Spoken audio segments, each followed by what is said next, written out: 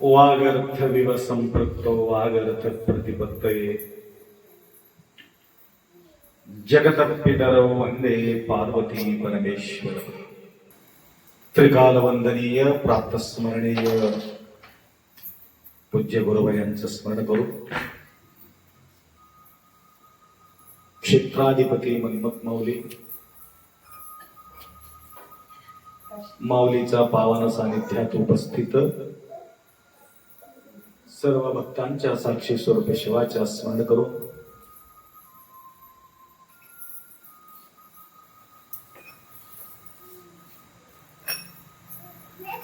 काही काही गोष्टी लक्षात येण्यासारखं आपण पाहावं लागेल.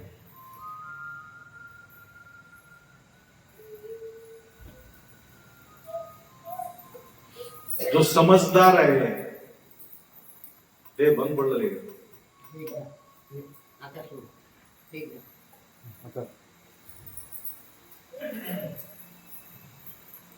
समजदार व्यक्तीला इशारा काफी है म्हणतात ना. समजून घेणाऱ्याला फक्त इशारा लागतो. न समजणारा व्यक्तीला किती डोका खराब करून घेतलं तरी सुद्धा त्याच्या लक्षातच येत. त्या प्रकारे नोडी केलरम मुट्टी केलरम माता नादिशी केलरम स्मरशी केलरम या प्रकारचे संत आपल्या सूचना देत असतात.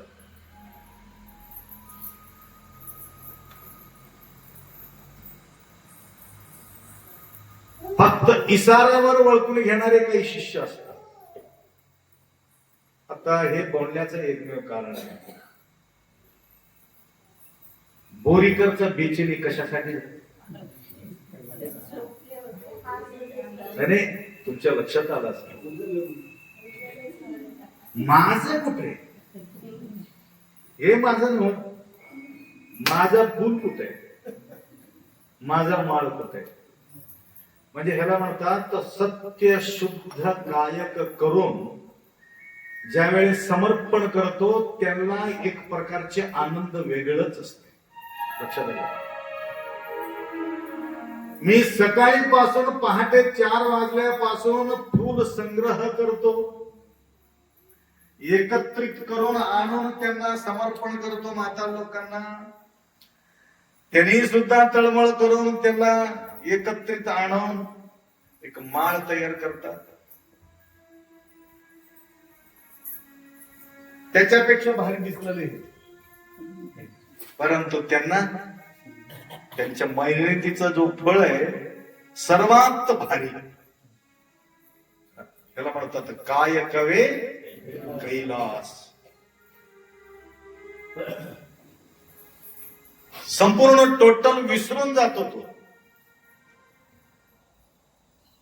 खाली साप आहे, इंचू आहे, किडे, पहाटे पहाटे 4 वाजता कुठल्या प्रकारचे विचार न करता तळमळीनं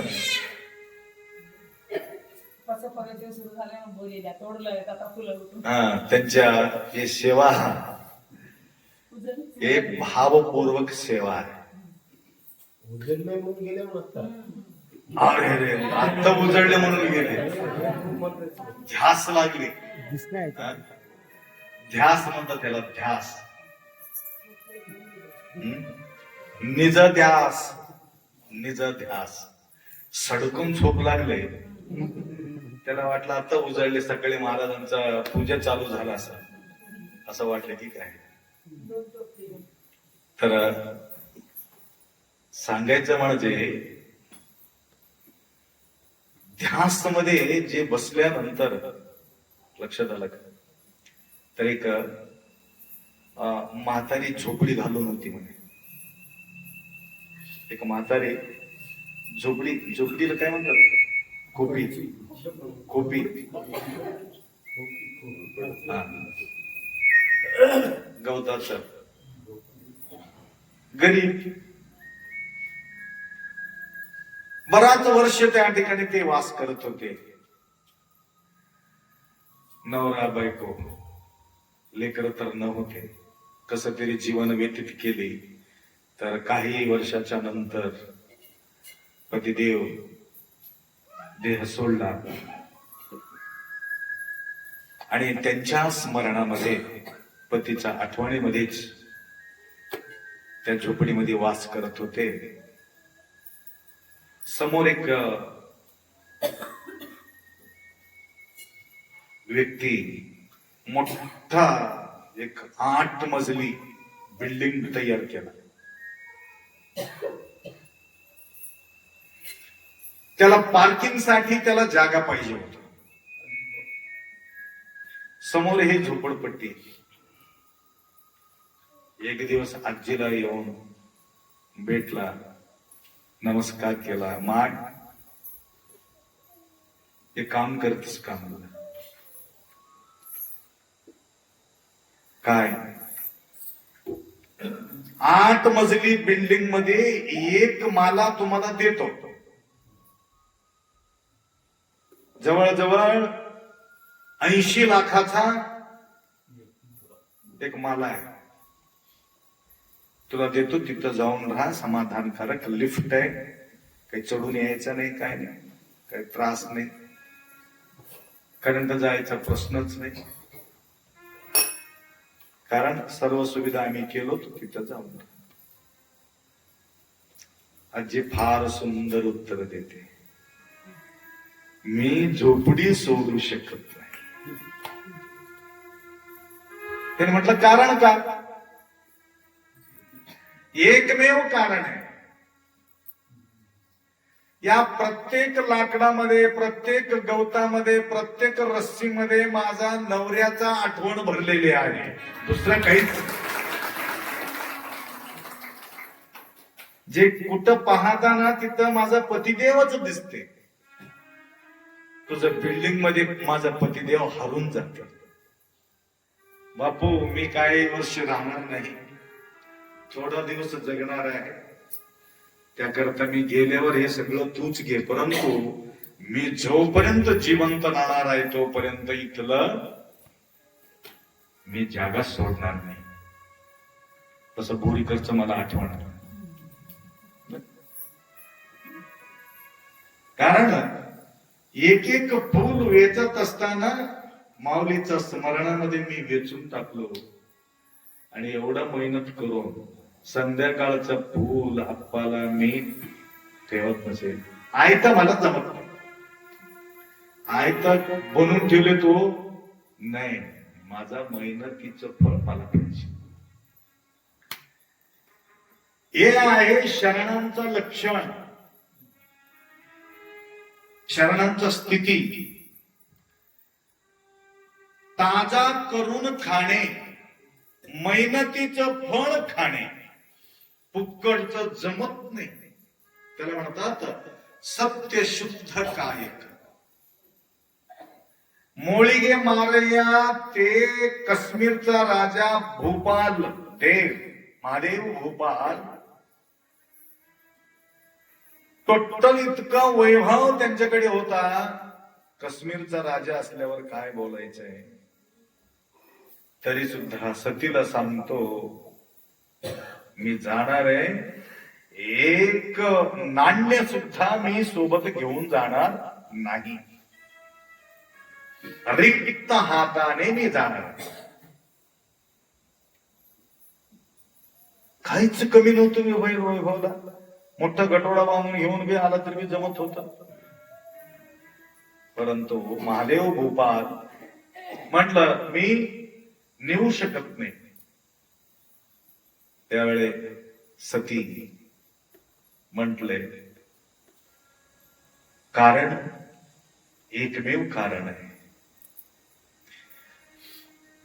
मला ताजा बनून खायचंय. मला शिजवायचं आहे ना, ते ताजा शिजवायचंय. विटलेले अन्न मी खात नाही म्हणले. कोणीतरी मेहनत केला असेल, कोणीतरी सांभाळून ठेवला असेल, आयतं मी खाणार नाही. आता मी जातो. कुठं जाणार कुठं? अनुभवी संत जे आहेत,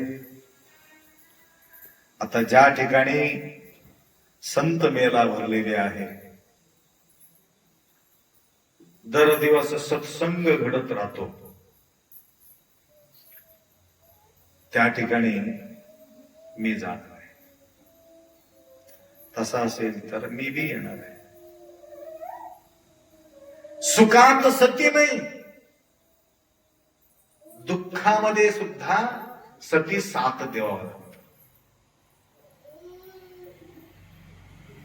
जोपर्यंत तुम्ही तुमच्या जवळ पैसा आहे तोपर्यंत बायको म्हणून राहणार, पैसे गेल्यावर सोडून जाणार, असं आहे का? एक माझ्याकडे आला होता केस तसं.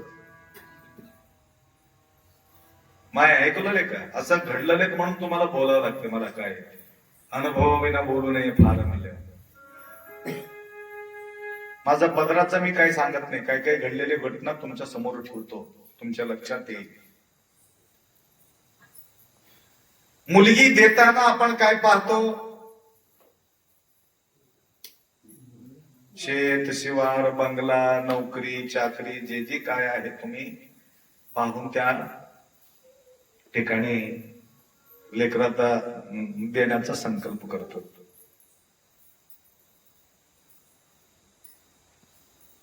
माझ्याकडे एक व्यक्ती रडत आला. आमचं जवळच गाव आहे, गावचं नाव सांगत नाही,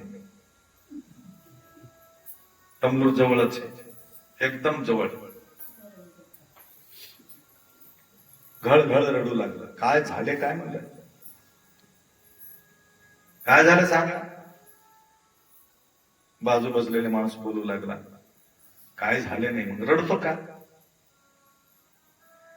काय नाही, मुलीचं आम्ही लग्न केलो. ज्यावेळे लग्न लावताना जमीन बघून आम्ही लग्न लावलं. आता त्याने जमीन विकून टाकलं.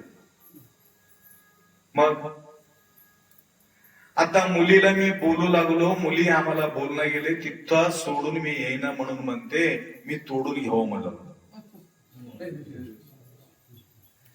मुलगी तिथं राहायला तयार आहे, परंतु ह्याला म्हणते तिथं जमीन नाही, जाजत नाही, तिथं लेकराला कशाला ठेवू? काय जमिनी सोबत लग्न लावलास की त्या मोरासोबत लग्न लावला? तू किती बी सांगितलं तर सुद्धा त्याच्या लक्षात बसत. सावरगावचं गोष्ट आहे, नाव सांगत नाही. कोणतं गाव असेल म्हणून टेन्शन कशाला तुम्हाला? तर काही करा अप्पा, ते तुटण्यासारखं करा. पहिली केस पाहतो मी, ते तुटून जावं तसं काहीतरी करा.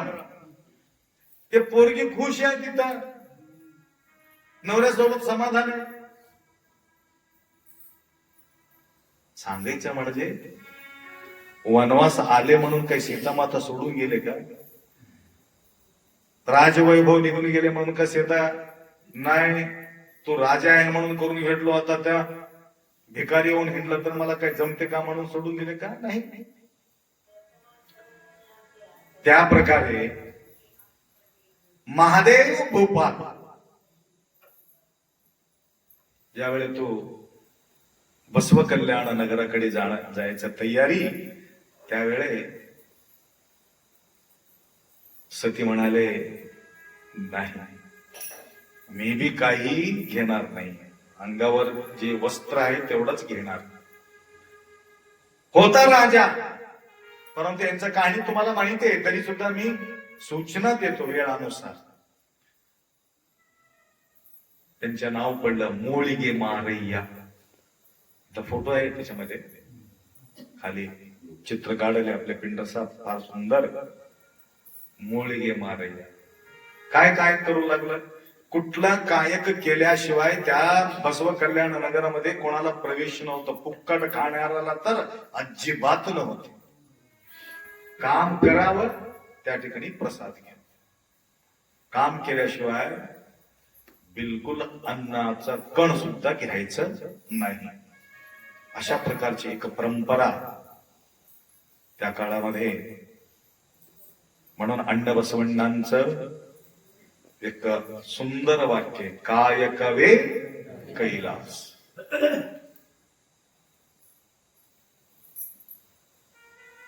ಕಾಯಕದಲ್ಲಿ ನಿರತ ನಾದಡೆ ಲಿಂಗವಾದಡು ಜಂಗಮವಾದಡು ಮರೆಯಬೇಕು. वेळानुसार काम करायचं आणि वेळानुसार पूजा, वेळानुसार जप, वेळानुसार तप, वेळानुसार सत्संग. एक टायमिंग होतं, त्या टायमिंग मध्ये तेवढं करायलाच पाहिजे. तर तुम्हाला सांगतो, मोळगे म्हणजे लाकडाला म्हणतात, लाकडाला.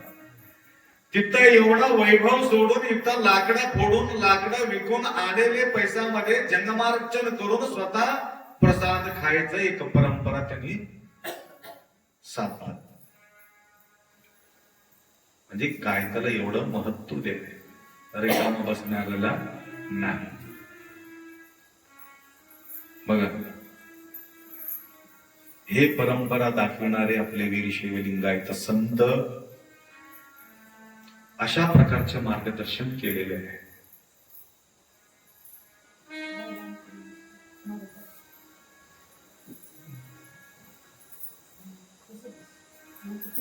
अशा प्रकारच्या मार्गदर्शन केल्यानंतर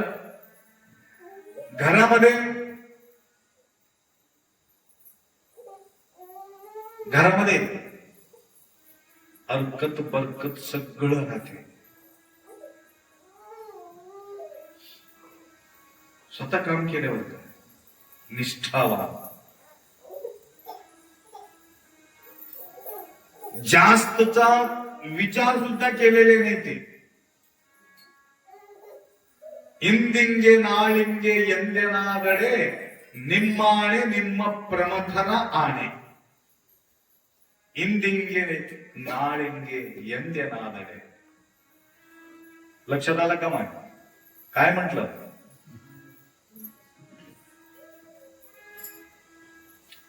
आजसाठी संध्याकाळी माझा कसं होईल म्हणून विचार केलं तर, किंवा उद्यासाठी कसं होईल उद्याचा विचार केला तर, देवा तुझा शपथ आहे म्हणजे. शपथ घालून सांगतात म्हटलं तर हिम्मत किती असेल. इंदिंगे नाळिंगे यंदेनादडे निम्माणे निम्म प्रमथर आणे. आणीला म्हणजे शपथला आणि म्हणतात. देवाचा शपथ येतात. देवा तुझा शपथ घेऊन सांगतो, संध्याकाळीचा विचार करणार नाही, उद्याचा विचार बिलकुल करणार नाही. कसं जगलं असेल ते लोक.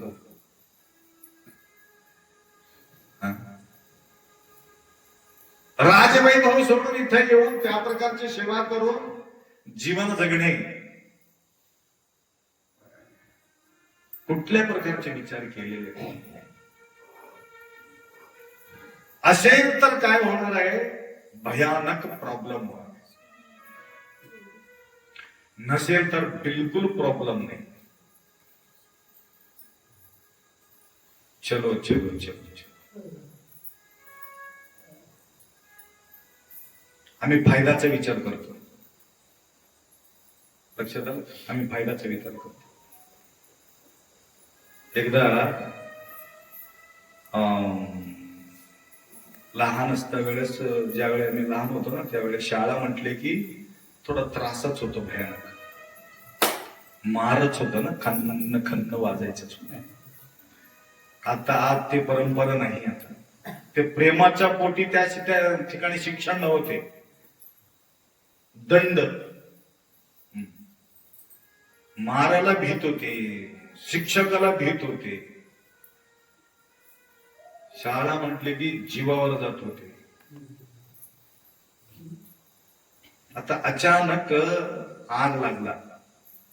कशाला? शाळेला. शाळेला इस्तू पडले. दम दम दम जळू लागले. लेकराला एवढं खुश, एवढं खुश, एवढं खुश. आता शाळा जळून गेली, आमच्या शाळा निघून गेली.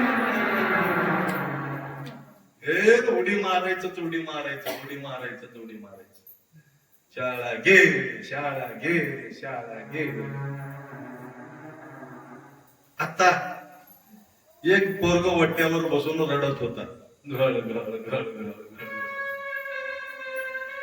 शिक्षण अधिकारी त्या ठिकाणी पाहणी करण्यासाठी सगळे लोक आले. काय सगळे लोक पोरं खुशीनं नाचू लागले, परंतु पोरग रडले.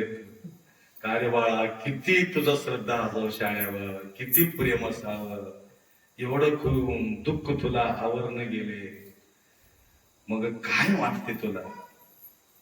वाटायचे काय नाही गुरुजी, परंतु एक लक्षात ठेवा म्हणले, शाळा जळाला तर जळाला, परंतु गुरुजी जळले गेले म्हणून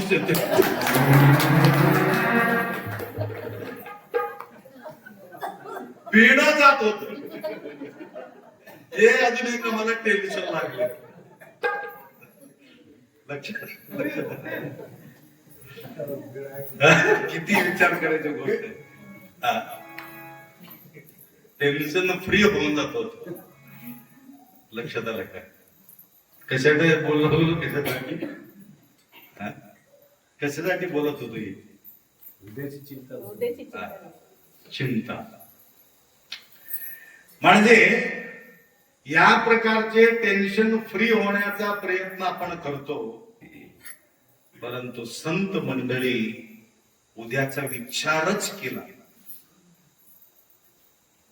तर अशा प्रकारचे विचारधारा इथं व्यक्त करण्याचं एकमेव कारण होतं.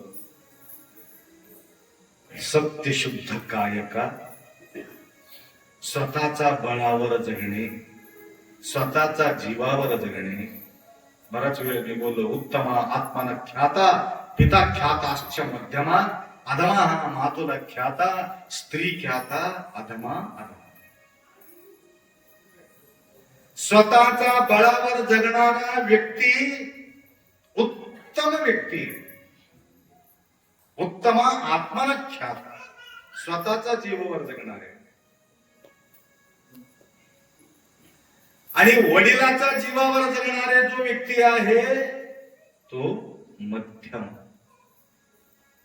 बाप कमाई करून ठेवतो, शिस्त बसून खायला काय, नो टेन्शन नव्हता, भरपूर कमाई केली. उत्तमा आत्मन ख्याता पिता ख्याताश्च मध्यमा. आणि तिसरा नंबर आहे आदमा हा मातुला ख्याता. आई एवढा मरमर करून, आम्हाला तळमळ करून, किती कष्ट घेऊन आमच्या पालन पोषण केलेले आहे. अजून त्या आईलाच भांडण करून, मारामारी करून, काही काही लोक आईचा हत्या करून, गेल्या वर्षी तुम्ही पाहिला, आईचा हत्या करून प्रॉपर्टी घेऊन गेले. म्हणजे आईच्या जीवावर जो जगतो तो अधम आहे. लक्षात आलं का? अजून एक लास्ट आहे. बायकोच्या जीवावर जो जगतो नवरा, त्याला काय म्हणावं? अधमाधम. ते गव्हर्नमेंट सोपं करून टाकले आम्हाला. बाईचं जीवावर जगण्यासाठी सोपं करून टाकलं. काय? लाडकी बाई. पैसा दिलं पैसा कधी येते म्हणून ते बाई वाट बघत नाही, नवराच वाट बघते. आल्या बरं दिवसाची घे नाही आवाज. कशाची आवाज आहे? मधी पडलेले दवाचा आवाज आहे. मध्ये पडलेले दवाचा आवाज त्याला टिकून येतोय. अर्धा तुला अर्धा मला. म्हणते काय करते बिचारी. स्त्री ख्याता अधमा अधम अधम व्यक्ती आहे.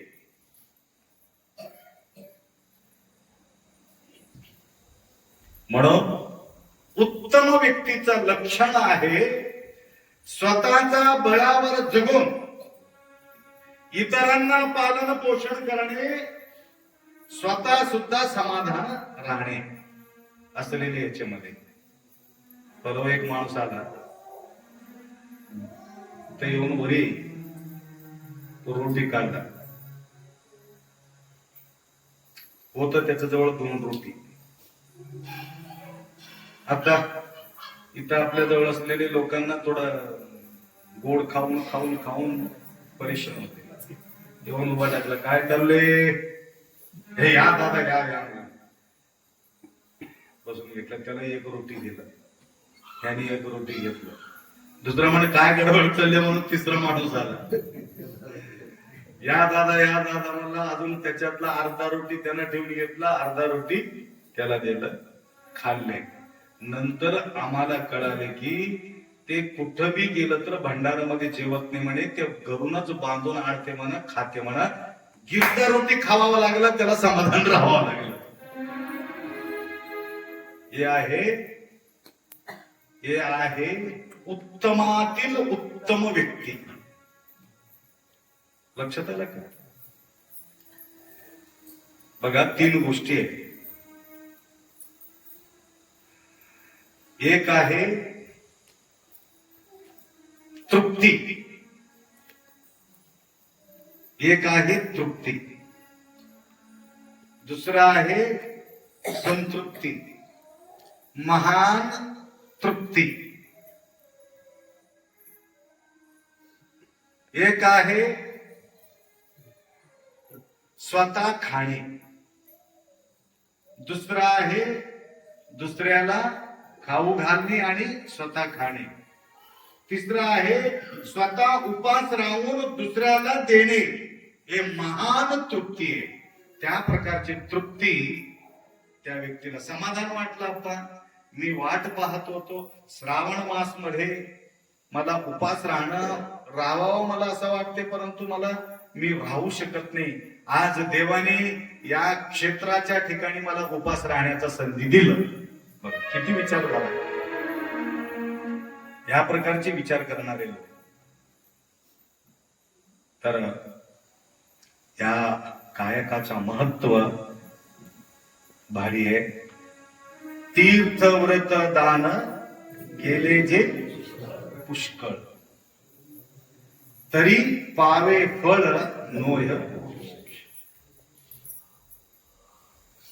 तीर्थ व्रत दान जे केले पुष्कळ, तरी पावे फळ नवे मोक्ष. तुम्हाला मोक्ष मिळून घ्यायचा असेल, दानानं मोक्ष मिळत नाही हे लक्षात ठेवा. मग कशाला दान करावं?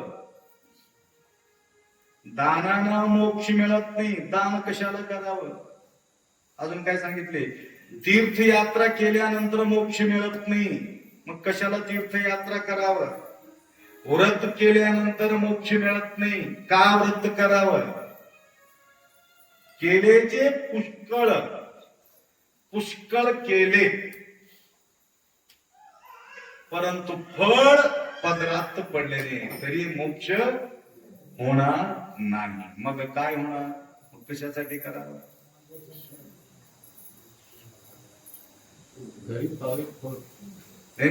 तीर्थ व्रत दान जे आपण करतो ह्याच्या फळच मिळत नसेल तर कशाला करायचं? मोक्ष मिळत नसेल तर कशाला करायचं? फळ मिळते, मोक्ष मिळत. हा, आता लक्षात आलं. फळ मिळते परंतु मोक्ष मिळणार. त्याच्यानं काय मिळते फळ म्हटलं तर पुण्य मिळते. मोक्ष मिळणार, पुण्य मिळते. मग पुण्य मिळालं तर काय होते? पुण्य मिळालं तर काय होते? मोक्ष म्हणजे एकदम fresh, no tension, no problem. आता या ठिकाणी बी कोणी बसला असेल त्याला बिलकुल फिकरच नाही, बेफिकर आहे, नो टेन्शन आहे, नो प्रॉब्लेम आहे, तर समजून घ्यायचं त्याला मोक्ष भेटलेच. प्रॉब्लेम बी नाही, टेन्शन बी नाही, फिकर बी नाही, काहीच नाही. परवा म्हणले ना शिवदास मौली, ममता ही, अजून एक शब्द होत, चित्त ममता ही नाही. चित्त बी नाही, ममता बी नाही. ज्याला चित्त बी नाही, ममता बी नाही, त्या ठिकाणी टेन्शन नाही. मन असलं तर टेन्शन आहे, चित्त असलं तर टेन्शन आहे, बुद्धी असलं तर टेन्शन आहे, अहंकार असला तर टेन्शन आहे, माझ्याजवळ काही असेल तर टेन्शन आहे, नसलं तरी बी टेन्शन आहे, असलं तरी बी टेन्शन आहे, बायको असलं तरी बी टेन्शन आहे, बायको नसलं तरी बी टेन्शन आहे, लेकरं असलं तरी बी टेन्शन आहे, लेकरं नसलं तरी बी टेन्शन आहे की नाही?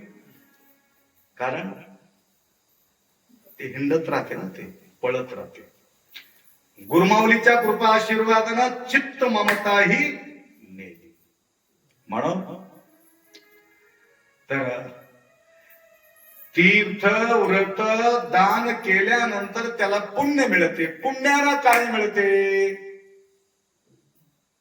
बराच वेळ मी बोललो, भगवद्गीतामध्ये फार सुंदर सांगितलं. ते पुण्यमासाद्य सुरेंद्र लोकम अस्मिन्ति दिव्यां दिवि देव भोगान ते त्वं भुक्त्वा स्वर्गलोकम विशालम क्षीणे पुण्यम मृत्युलोकम विशंति.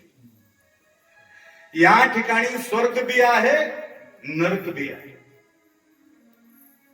तुम्ही संसारात दुःख भोगात असेल, समजून घ्यायचा पापाचं फळ भोगू लागलं. सुख भोगत असेल तर समजून घ्यायचा आपण पुण्याचं फळ भोगू लागलो. पुण्याचं फळ म्हणजे सुख आहे, पापाचं फळ म्हणजे दुःख आहे. सुरेंद्र लोकम अस्मिन्ति दिव्यां दिवि देव भोगान ते त्वं भुक्त्वा स्वर्गलोकम विशालम. ज्यावेळी पुण्य क्षीण होते त्यावेळी मृत्यू लोकात प्रवेश करतो. मृत्यू लोक म्हणजे दररोज मरणे, एक दिवस मरणे नाही, दररोज मृत्यू. असा 2 दिवसाला 3 दिवसाला मेलेलं बरं होतं, मेलेलं बरं होतं असं म्हणणारे काही लोक आहेत. ते काय आमच्या जीवाला आले, पिढा जात होते गेलं तर. बरेचशांच्या जीवनामध्ये तसा आला असेल क्षण, सगळ्याचा. लहान असताना सुद्धा हे कशाला, हे शाळा पिळा, आमच्या काय जीवावर मेले. काय काय पोरं आता फाशी घेऊन येतात, छोटे छोटे पोरं झपून गेले म्हणून, छोटे छोटे पोरं. बरेचशे घटना माझ्या समोर येत असतात. म्हणून या ठिकाणी या दान केलेले पुण्य लागणार आहे, व्रत केलेले पुण्य लागणार आहे, अजून तीर्थ व्रत दान केलेले आपल्याला पुण्य लागणार आहे, परंतु मोक्ष लागणार नाही. लक्षात आलं का? ऐसे नोहे नाम माझे शंकराचे, उच्चारिता वाचे होय मोक्ष. होय पुण्य म्हणायला पाहिजे होतं ना, होय मोक्ष. तुम्हाला मोक्ष पाहिजे असेल, फ्री व्हायचं असेल, काय करायचं? फक्त निरंतर स्मरण करायचं. उच्चारिता वाचे होय मोक्ष. निरंतर त्यांच्या स्मरणात राहणे. दुःखी का होतो? दुःखी का होतो? आम्ही लेकराचा स्मरणात राहतो, पैशाचा स्मरणात राहतो, बायकोच्या स्मरणात राहतो, दोस्ताचा स्मरणात राहतो, व्यवहाराचा स्मरणात राहतो. इमानदारीनं सांगा, देवाचा स्मरणात राहतो का? म्हणून या ठिकाणी धावून धावून येतो आणि दुखी होतो. आप्पा आम्हाला समाधानच नाही. आता आप्पा काय करणार आहे? आप्पा काय करणार आहे? एक बायला हिंचू चावला होतो आदमपूरला. अहमदपूरची आप्पा बाजूला बसली होती, मी बी इथं बसलो होतो. प्रवचन होतं आपला. हिंचू चावले. हिंचू चावल्यावर आप्पाला येऊन भेटले. आप्पा मला हिंचू चावले. शिवशिव मान म्हणले. आप्पा मला हिंचू चावले. शिवशिव मान. ते बाई बिलकुल शिवशिव म्हटले नाही. आप्पा काय म्हणत होते? शिवशिव. त्यांना काय म्हणत होते? मला हिंचू चावले. ते इंगळी काहीतरी आहे ना, इंगळी डसली मोहाची. हा, इंगळी डसली मोहाची. मोहाची इंगळी डसले. खरोखर त्या ठिकाणी त्याला चावलं होतं, हिंचू डसले होते. परंतु त्यांच्या मुखानं ते आलं नाही. मी मला माय ते आप्पा काय बोलले थोडं लक्ष ठेव. मला सगळं कळलं. हो, ताप मला बोलले, त्याला बोललं. ते ताप जावं म्हणून तुम्हाला उपाय सांगले महाराज, थोडं बोल म्हणलं. आखरी गेले तसंच. तैसे नव्हे माझे, तैसे नव्हे माझे शंकराचे, उच्चारिता होय मोक्ष. तत्क्षणी वेळ लागणार नाही. सर्व काळ प्रेमे वाचा उच्चारिता, भावया मुक्तता नवलकाय. सर्व काळ, सकाळ संध्याकाळ दुपार नाही. सर्व काळ, सर्व काळ, सर्व काळ स्मरणात राहणे. म्हणून अशा विषय निगमने भोजनी प्रेम शूळ पाणी स्मरावावो. नवल काय? नवल काय? ताजुब आहे. नवल म्हणजे ताजुब. असं होऊ शकते का? हा, बिलकुल. ताजुब करायचं गोष्टीच नाही या ठिकाणी. बिलकुल शक्य आहे. विचित्रच आहे. एवढा मोठा भानगडी, एवढा मोठा प्रॉब्लेम फक्त शंभूच्या नावाने निरसन होतो. नवल काय? किती आश्चर्य आहे. बोलण्याच्या त्यांच्या तात्पर्य त्या प्रकारचे. शिवदास म्हणे तयाचे दर्शन घेता झाले. कोणाचे दर्शन? कोणाचं दर्शन? तुमच्यासारखे भक्तांचे दर्शन. जे निरंतर स्मरण करतो त्यांच्या दर्शन. शिवाचं दर्शन नाही, स्मरण करणाऱ्यांचं दर्शन. साकारात समोर असलेले व्यक्तीचं दर्शन. साक्षात शिवस्वरूप म्हणून त्यांना आम्ही बोलतो. कारण त्यांच्या प्रत्येक अंग अंगामध्ये, रोम रोमामध्ये ओतप्रोत शिव भरलेले आहे. त्या ठिकाणी अविद्या, अस्मिता, राग, द्वेष, अभिनिवेश बिलकुल राहणारच नाही. 5 क्लेशापासून मुक्त असलेले व्यक्ती, ज्या वेळेस परिपक्व असलेले व्यक्ती, ज्या वेळेस तूप बनल्यानंतर दूध होण्याचा प्रश्नच नाही. परिपक्व तूप झालेले कितीही दिवस ते टिकू शकते. परंतु दुधाचा अवस्था वलंडून, लोणीचा अवस्था वलंडून घृत होण्याचा, तूप होण्याचा अवस्था म्हणजे हे शिवस्वरूप आहे. तर ते शिवस्वरूप येण्याचा प्रयत्न करावा. प्रत्येक व्यक्ती, येणारा व्यक्ती हे साक्षात देवाचा रूप आहे म्हणून समजून ज्यावेळी आम्ही त्यांना बोलू लागलो तर तुमचेही अंतःकरण पवित्र होत जाते आणि बघण्याचा दृष्टी वेगळा असेल, बोलण्याचा दृष्टी वेगळा असेल, तेरी बेरी असेल, माझा तुझा असेल. हे भाव संत दृष्टीमध्ये बिलकुल राहत नाही. समदृष्टीने लावालावी करणारा व्यक्ती आला तरी सुद्धा नतमस्तक आहे. दुष्ट दुर्जन अमंगळ त्यांच्या हृदय होवो निर्मळ. कधी काळ सकळ निरसून जा. काय दृष्टी पाहावा त्यांची, काय विचारधारा असेल विचार करा. आपल्यासारखा बोलत नसेल तर कधीतरी आम्ही तणावग्रस्त होऊ शकतो आणि आमचा जवळचा माणूस आले की आम्ही जास्त प्रेम करतो. दूरचा व्यक्ती आला तर हट म्हणून म्हणतो, चल तिकडे म्हणतो. म्हणजे आमचा भेदभाव आहे. जोपर्यंत भेदभाव मिटणार नाही, इथं या ठिकाणी येणारे सर्व भाविक भक्त प्रेमाच्या पोटी येतात, गुरुमाऊलीचं दर्शन व्हावं म्हणून तर येतात किंवा एकदा प्रसाद भेटतील म्हणून येतात. परंतु या ठिकाणी येणाऱ्या सर्व भाविकांना त्या शिवस्वरूप साक्षात मन्मथ माऊलीची या ठिकाणी या रूमामध्ये आलेले आहे म्हणून त्यांच्या सेवा करणे केलं तरच आमचं जीवन सार्थकता होते. भेदभाव जोपर्यंत मिटत नाही, शिव्या देणाऱ्या व्यक्तीला सुद्धा, चोराला सुद्धा कोणत्या दृष्टीने पाहिले अण्णाबसवांना? चोर आला तरी सुद्धा साक्षात शंभूचा अवतार.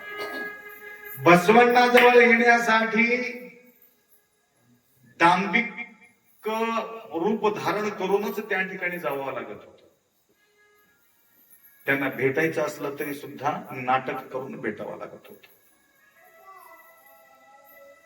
ಲಾಂಛನವ ಕಂಡು ನಂಬುವೆ ಅವರಂತರಂಗವ ನೀನೇ ಬಲ್ಲಿರಿ ತೊತ್ತಿಗೆ ತೊತ್ತು ಗೆಲಸವಲ್ಲದೆ ಅರಸರ ಸುದ್ದಿ ನಮಗೆ ಕೈಯ. एक स्थिती अण्णाबसवण्ण बोलले. काय बोलतात? त्वत्तिगे तत्व गलसवल्लदे. माझं काम काय आहे? फक्त सेवा आहे. तू कोण आहे, कुठून आला, तू जंगम आहे की काय या ड्रेस मध्ये आलास की तुझं परीक्षा करायचं. त्या काळामध्ये ते करत नव्हते. त्यांना पाहिल्याबरोबर शरण शरणार्थी म्हणायचे. म्हणा की शरण शरण.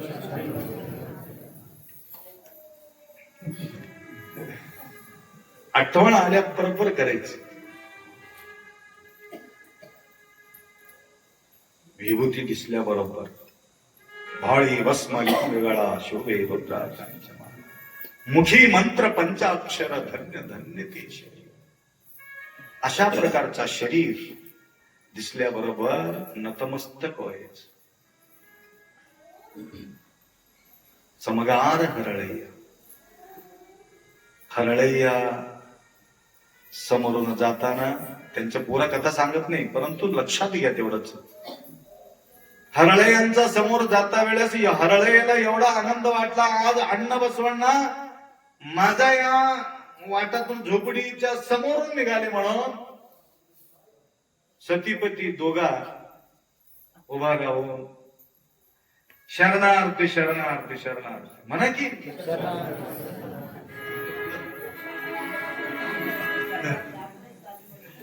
शरणार्थी. तुमचं चूक नाही. तुम्ही भावयुक्त होऊन देहभान विसरून ऐकत आहात म्हणून माझ्याकडे लक्ष. ठीक आहे. अण्णाबसवांना पाहिलं काय विभूती आहे, काय रुद्राक्षी माला आहे, परंतु चमडा कापत बसलेले आहेत. चमडा कापत बसले. चमड्याकडे त्याच्या लक्ष नाही, विभूतीकडे त्यांचे लक्ष, लिंगाकडे त्यांचे लक्ष, रुद्राक्षीकडे त्यांचे लक्ष.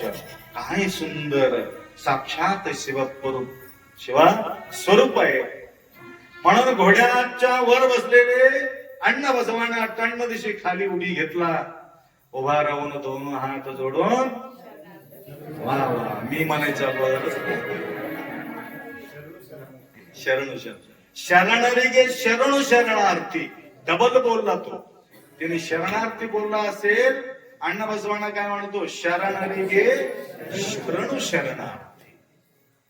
बघा, म्हणून इथं काय केले, घेता जीव जाण उद्धर. शिवदास म्हणे तयाचे, कोणाचे, हरळयाचे, चंदयाचे, मारयाचे, लक्कम्माचे, सिद्धरामण्णाचा, चन्नबसवण्णाचा, यांचं दर्शनामुळं उद्धार होऊन कल्याण होऊन. किती आनंदाची गोष्ट आहे. भाव भरून येते बसवण्णाला या स्वरूप पाहिल्याबरोबर. आज तर एवढा आनंद आम्हाला वाटलं, कारण आपल्यापर्यंत 5 गुरुमाऊली धावून आमच्यापर्यंत आले. भाग्य उदय आले, सखा सद्गुरु भेटले. तृप्त तृप्त्यो भवत शंकरा. तर आपले भक्त मंडळी सुद्धा फार समाधान होते. त्या प्रकारे अण्णा बसवण्णा पाहण्याचा दृष्टी कसं होतं, कोणी आला, चोर आला तरी बी त्याला शरणार्थ करत होते. चोर येऊन हात घातला बायकोच्या गळ्यावर मंगळसूत्र काढण्यासाठी, गळ्यात काही दागदागिने होते, काढून घेताना म्हटलं चोर चोर चोर चोर चोर, ओरडायला सुरुवात केली. बसवण्णा उठला, काय झाले काय, चोर चोर चोर. बसवण्णा गडबडीत उठला, पाहतो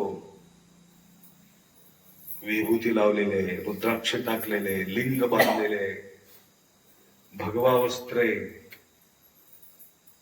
का कधी शिवे दिले नव्हता बायकोला तो बसवण्णा, कधी शिवे दिले नव्हते. त्या दिवशी काय म्हण, अक्कल आहे तुला,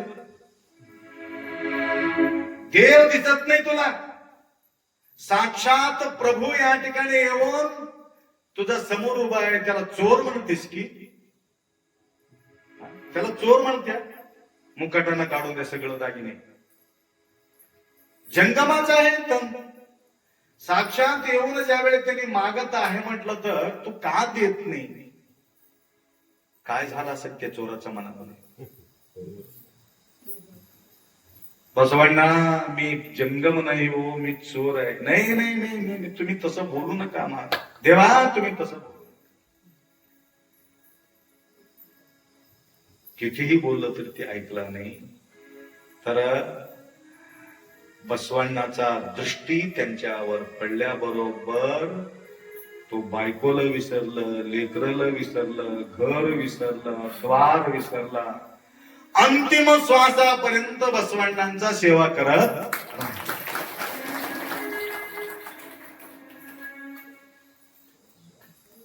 घेता जीव जाणा उद्धरती. शिवदास म्हणे तयाचे दर्शन कोणाचा झाले, कोणाला, कोणाचा दर्शन कोणाला झाले. चोराला दर्शन झाले की काय बसवण्णाला झाले. बघा, बसवण्णाचा दर्शन चोराला झाले, परंतु चोरामध्ये देव पाहण्याचा दृष्टी बसवण्णाचा असल्यामुळं त्या चोराचं परिवर्तन झाले. कारण स्वपरिवर्तन विश्व परिवर्तन. आणि चोराला सुधारण्यासाठी तो प्रयत्न केला नाही. चोर चोर नाही, परंतु बघण्याचा दृष्टी किती असेल विचार करा. त्या प्रकारच्या दृष्टी आपल्या जवळ आल्याशिवाय आम्हाला मोक्ष मिळणार नाही, आम्ही मुक्त होणार नाही. आलं का लक्षात. किती सुंदर शिवदास माऊली खरोखर आपल्या शिवसंप्रदायाला एक मोठा देणगी अभंगाच्या माध्यमातून 28 अभंग का 28 अभंग शिवपाठ मध्ये 6 शास्त्र 18 पुराण 4 वेद 28 आगम 28 आगम आहे. म्हणून एक एक आगम त्या ठिकाणी केल्यासारखं या ठिकाणी रचना शिवदास माऊली केले. फार सुंदर होत, फार सोपं, इतकं सरळ शिवपाठ इतकं सुंदर आहे, एकदम सरळ सरळ, बिलकुल अडथळा नाहीच. तर माऊलीचा आमच्यावर कृपा आहे म्हणून या ठिकाणी मी कधी जाऊन मला अभ्यास करायला वेळ मिळत नाही. मी अभ्यास कधीच करत नाही. इथं बसले की मनमत स्वामी काय बोलतात तेच बोलत जातो, माझा मनाचा काहीच नाही. म्हणून हे माऊलीचं कृपा आहे, माऊलीचा आदेश आहे.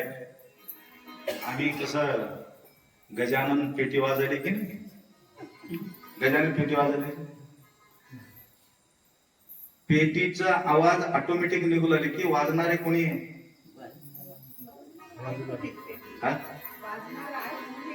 निघते. पेटीत आवाज आहे, पेटीत आवाज आहे, परंतु आवाज काढण्यासाठी एक व्यक्ती लागतो. तसं मी पेटी आहे, मनमत स्वामी वाजणार आहे, दुसरं काही नाही. फक्त मी पेटी, फक्त ती वाजायला, दुसरं काही नाही. एवढा अपेक्षा करतो. 2 शब्द या ठिकाणी विराम. सांबरे नमः पार्वती